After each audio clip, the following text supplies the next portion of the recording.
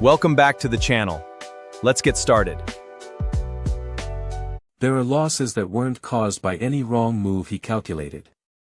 He sat there recalculating all night, and still couldn't find where he'd gone wrong. And yet by the end of the season he still walked away empty-handed. Sometimes the fault doesn't lie with him, but with the very currency he's holding in his hand. The rules he thought he knew so well had shifted right beneath his feet, with no one bothering to warn him. It all began in the Western Plains, in the late 1870s. After the Civil War, cattle ranching became a craze. Anyone with a bit of capital poured it into buying herds, leasing land, and setting up camps. The price of a cow in 1879 was only $8. 3 years later, it skyrocketed to $30. Money from the East, money from as far as England, poured into the pasture like a spring flood. The grass in the public fields doesn't cost a single cent. Just borrow enough to buy cattle, let them graze there, and after a few years the profit multiplies several times over the capital. It sounds just like today's news, borrowing money to pour into something rising in price, thinking it's a sure thing. But the price of that loan wasn't paid in cows. It was paid in dollars pegged to gold. The meadow has its limits. Greed does not. In some places they stock one head of cattle on 10 acres, when the land can only support one per 40 acres. In 1885, the government drove more than 200,000 cattle off Indian land, dumping all of them into the already overcrowded Texas Panhandle.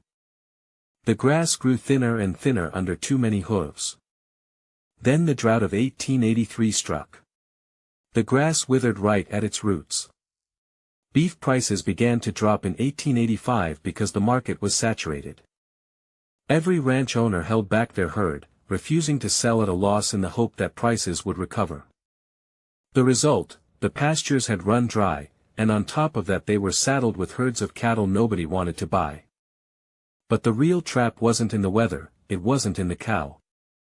It was because the U.S. tied its currency to gold back then, something that grows very slowly, no matter how much wealth he made. He didn't see it. No one down in the meadow saw it. But it started tightening, the very moment he signed the loan. But now, winter is still coming. The winter of 1886 to 1887. Westerners called it the Big Die-Up. Blizzards raged on and on. The temperature dropped to dozens of degrees below zero. The grass beneath the thick ice, no cow could dig it up. Some farm owners lost anywhere from 50 to 90% of their cattle herds in a single winter alone. In Custer County, Montana, in 1886, the tax rolls still listed the names of 200 ranchers. 2 years later, only 120 remained. 80 people didn't quit their jobs to look for other work. They simply had nothing left to be taxed on. Even Theodore Roosevelt, camping out in Dakota, was hit hard by that winter. He wrote to his friend that this loss left him devastated. He no longer had the heart to enjoy his own camp visit. The cattle died. But the debt didn't die with them. The thing that killed his cattle, it's not up in the sky. It's in a law signed 13 years ago, which no one in this valley has ever read. He thought winter had taken everything from him. But it only took the cow.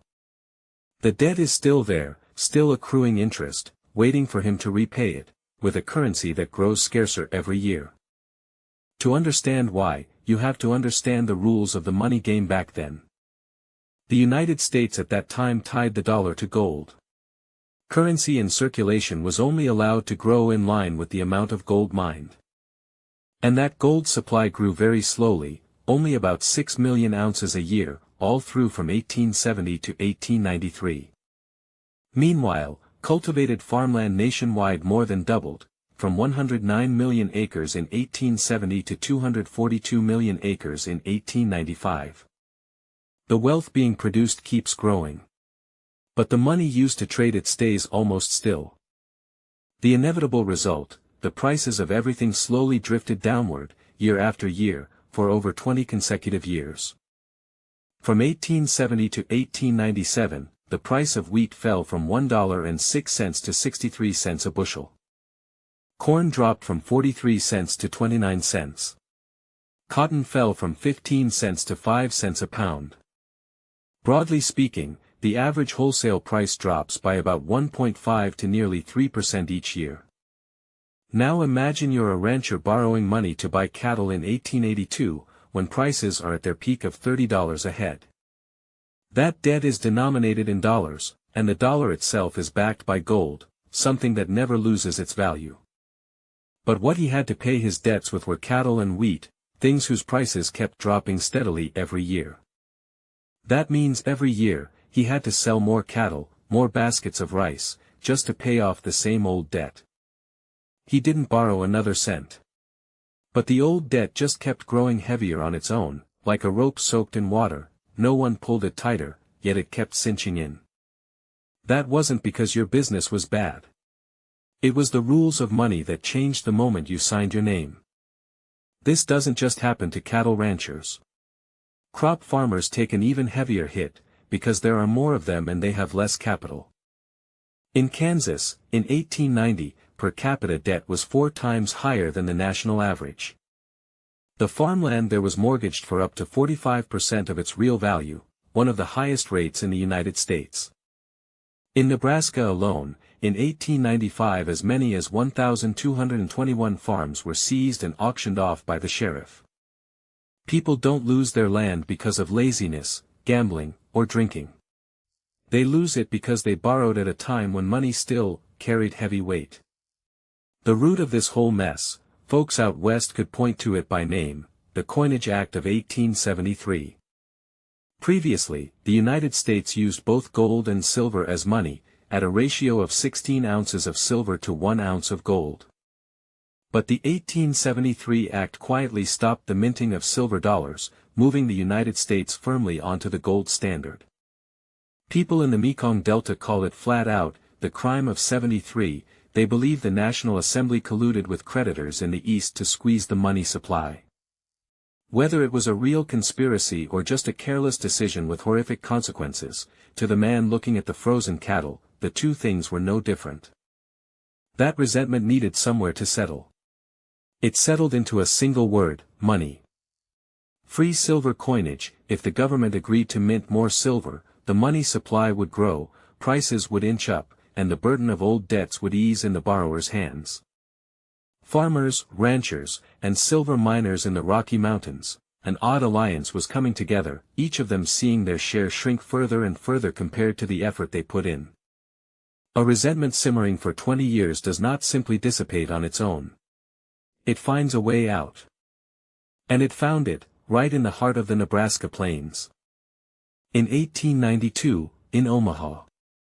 Farmers, ranchers, and miners came together to form the People's Party, drafting a platform that named the problem outright. The money supply was deliberately restricted to fatten the loan sharks, bankrupt hard-working businesspeople, and turn industry into a slave. They described the scene of houses covered in mortgage collection notices, and all the land concentrated in the hands of capitalists. Those were not the words of someone complaining. Those were the words of someone who had stood watching cattle die across a white pasture, who had signed the papers selling the farm to the bank. At the same time, a thin book titled Coin's Financial School sold 1 million copies across America. It said that the newsboys used to hawk it right there on the train cars. The book explains that it was precisely the removal of silver from legal tender in 1873 that cut the amount of debt-redeeming money in half, driving down the price of everything. In the farmhouse huts amidst the meadows, by the winter hearths, this was what people passed around to read. It's not because she's obsessed with finance. It's because, for the first time, someone clearly explained why she works her whole life and still stays in debt. Then in the summer of 1896, at the Democratic National Convention in Chicago, a 36-year-old man stood up. His name was William Jennings Bryan. He was not a figure of great stature, having served only 2 terms as a congressman, and having even lost his bid for the Senate 2 years earlier. But standing on the podium at the Chicago Coliseum that day, he spoke for 35 minutes. What he said is not dry economic theory. It is the voice of the very plantation owners, farmers, and miners who traveled from distant lands to listen to him. He redefined the two words entrepreneur. A farmer who goes to the fields at dawn and works all day, creating wealth, is also an entrepreneur, no less than anyone else. He praised the pioneers of the West, those who made the desert bloom like a rose. Then he showed an image that made the whole hall fall silent: burn your cities to the ground and leave us our farms, and your cities will spring back up as if by magic. But destroy our farm, and weeds will grow on every street of every city across the whole country. And he concluded, you will not crucify humanity on a cross of gold. The whole hall seemed to explode. A few days later, the convention nominated him as the presidential candidate, on the fifth ballot. A 36-year-old man, almost unknown, needed only one talk that struck the exact pain point of millions of people carrying debt. But standing up and speaking to someone's exact pain doesn't necessarily mean winning the game. The opposition even circulated a counterfeit dollar bill, printed to claim that a real dollar would only be worth 47 cents if Bryan won. That November, Bryan lost to McKinley. The gold coin was still there. The rules of the game hadn't changed. What's memorable isn't who won or lost that year. What's worth remembering is the lesson from before Bryan even opened his mouth. There was a debt signed under clear skies, seemingly a sure bet. Then a few seasons later, the yardstick measuring the value of money had quietly been tightened. The cow's death is an act of nature. But the debt remains alive, still demanding to be paid in a currency growing ever scarcer. That is the affair of man. Anyone borrowing today should ask themselves a question that 1896 homesteaders paid a heavy price to learn: who has the power to change the rules of the money in your hand?